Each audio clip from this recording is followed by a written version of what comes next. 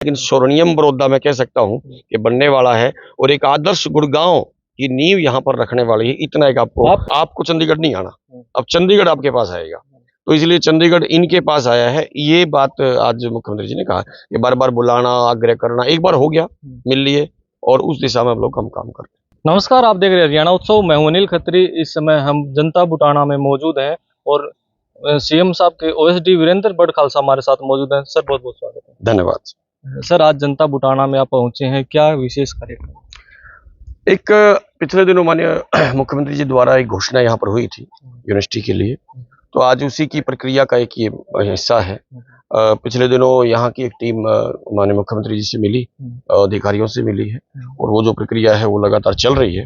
आज ऐसा लगता है कि वो जल्दी ही आपको शुभ सूचना हम लोग देंगे और आप सभी लोगों ने जो मेहनत करी है, जो सपना लिया है, उसको पूरा करने की बात माननीय मुख्यमंत्री जी करने वाले हैं। तो क्या उम्मीद है सर, कब तक यूनिवर्सिटी की घोषणा हो सकती है? बस जल्दी होगी, प्रक्रिया है और आज उस प्रक्रिया शुरू हो चुकी है। मुझे माननीय मुख्यमंत्री जी ने भेजा है कि जो कहा है उसको 100% पूरा करने का उनका जो एक विजन है और जैसा अभी हमने बताया कि भाई एक मैन ऑफ एक्शन, यानी जो काम कह दिया उसको करेंगे वो, तो ऐसी उसी दिशा में ये काम। इसके अलावा और भी जब उपचुनाव थे, विधायक हैं यहाँ से इंदुराज नरवाल लगातार आरोप लगाते रहते हैं कि जो वायदे मुख्यमंत्री जी ने किए थे वो यहाँ पर काम हुए नहीं। देखो भाई, उनको भी तो कुछ करना है ना भाई, वो अभी हाथ पल्ले तो कुछ है नहीं भाई। सरकार तो माननीय मुख्यमंत्री जी मनोहर लाल जी चला रहे हैं, तो उनका काम तो ये है और विपक्ष का काम ही होंगे।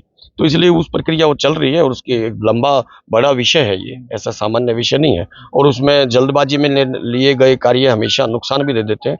तो इसलिए बिल्कुल सोच समझ के प्रॉपर तरीके से उस काम को हम लोग कर रहे हैं। आप कुछ दिन पहले भी बड़ौदा हल्के में आए थे, पानी की बड़ी समस्याएं थी। हाँ जी, हाँ जी। अब जल्दी ही दोबारा से आए हैं, तो आगे क्या उम्मीद है? बड़ौदा में और जो घोषणाएं थी उनमें से भी कुछ और हो सकती है? देखो, मैं मुख्यमंत्री जी ने अपने साथ ओएसडी के नाते रखा हूँ, तो ये मेरा फर्ज बनता है कि जब भी मैं निकलूं तो मेरा एक एक कदम उनकी द्वारा की गई घोषणाओं को पूरा करने का ये मेरी जिम्मेवारी बनती है और फॉलोअप करना। आप लोगों ने बहुत मेहनत करी है, रविंद्र जी, ये सारे लोग बार बार चंडीगढ़ के चक्कर इन्होंने काटा। हमने कहा कि चंडीगढ़ आपको चंडीगढ़ नहीं आना, अब चंडीगढ़ आपके पास आएगा। तो इसलिए चंडीगढ़ इनके पास आया है। ये बात आज मुख्यमंत्री जी ने कहा कि बार बार बुलाना, आग्रह करना, एक बार हो गया, मिल लिए और उस दिशा में हम लोग काम कर रहे हैं। 2024 के लिए किस तरीके से काम किए जा रहे हैं? क्या लगता है बड़ौदा में भी इस बार कमल खिलेगा? नहीं, वो तो खिलेगा ही, उसमें तो कोई दो राय है नहीं, क्योंकि चुनाव के माननीय मुख्यमंत्री जी का जो विजन है वो रोज चुनाव लड़ते हैं। वो कहते हैं ना, हम चुनावी दिन चुनाव नहीं लड़ते, वो तो प्रतिदिन, यानी चुनाव अगर इस दिशा, इसको कहते हैं विकास का काम करते हैं, सेवा का काम करते हैं, लगातार वो लगे रहते हैं। तो जब इतना काम होगा तो लोगों को सोचने की जरूरत क्या है। और मैं तो ये कहता हूँ कि एक नया बड़ौदा ही नहीं, पूरा हरियाणा नया बन रहा है, लेकिन स्वर्णिम बड़ौदा मैं कह सकता हूँ कि बनने वाला है और एक आदर्श गुड़गांव की नींव यहाँ पर रखने वाली है। इतना एक आपको भी विशेष जिम्मेवारी दी गई है मुख्यमंत्री की तरफ से, जो ओएसडी की जिम्मेदारी आपको मिली है। हाँ, इसका आभार मैं करता हूँ और मुख्यमंत्री जी का उनका जो सोच है तो उसके अनुरूप हम लोग काम करने वाले हैं। आप देखते थे उस टाइम पे जब किसानों के लिए वहाँ धरने पर बैठे रहते थे, बड़ी आप जोर शोर से किसानों की आवाज उठाते थे। अब आपको जिम्मेवारी मिली है, तो अब किसानों के लिए क्या कुछ आपके लिए? वो हमारे यहाँ बोला, ले कभी देख लिया और दे कभी देने की तैयारी होगी। तो ऐसा मेरे साथ हुआ है।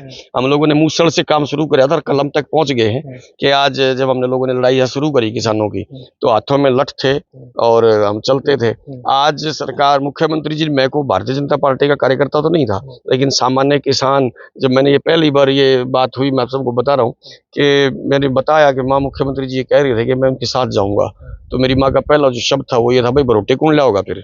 यानी हमारे जीवन की दिनचर्या है वो तो सुबह खेत से जाके होती है, तो घर वालों को लगा कि यार ये चला जाएगा तो फिर भरोटे कितना होंगे, हमारे पास गाय भैंस है। तो उनको ऐसे परिवार से लेकर के इस काम को देना तो एक उनका विशेष विजनरी कार्यक्रम है वो। तो रविंद्र जी आपको जो है बड़ौदा में लगातार लेके आ रहे हैं, तो क्या? नहीं, रविंद्र जी लेके नहीं आ रहे हैं, रविंद्र जी इस प्रयास को कर रहे हैं। अब ये बार बार ऊपर जब ये मैसेज जा रहे हैं तो वहां से मैसेज मेरे को आ रहे हैं, तो मेरे को आ रहे हैं तो मैं भी यहाँ पे आ रहा हूँ।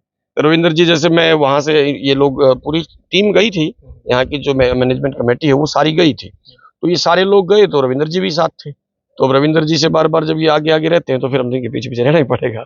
तो काके लागू पाए और बलियारी गुरु आपने गोविंद देव बताए, हमने तो रविंद्र जी ने ओएसडी साहब से मिला दिया और हमने जैसे देवता मिल गए। बहुत बढ़िया, बहुत अच्छा काम होगा।